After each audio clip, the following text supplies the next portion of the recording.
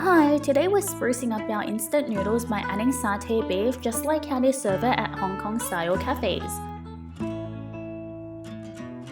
We're first going to prepare our marinade, so mince up those garlic cloves. You can do this by knife or you can chuck them into a blender. Once they're minced, add them to the beef. We're also going to add in the sugar, soy sauce, potato starch and oil to the beef slices and then mix it evenly and let it marinate for 15 minutes.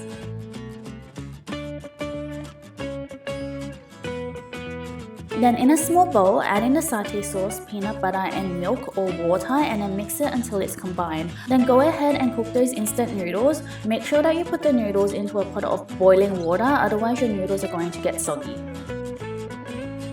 We're then going to set the noodles aside for a little while we cook the beef. So in a pan, heat up some oil and then add in the beef slices. Just cook it until it's about 80% cooked and then we're going to add in the satay sauce. Once you've added in the satay sauce, just cook it until your desired consistency. So if you want it a bit more liquidy, then cook it for a shorter amount of time. But if you want it a bit thicker, then cook it for a bit longer until it sort of forms together. We're then going to add hot water to a pot and add in the seasoning for the noodles. If you don't have hot water readily available, then make sure you're boiling a new pot of water while you're cooking the satay beef. Then place in the noodles and then just cook it for another minute and then you can pour it into a bowl.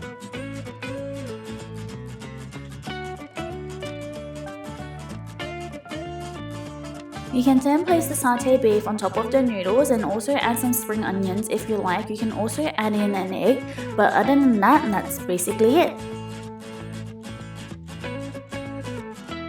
Thanks for watching and please remember to like and subscribe.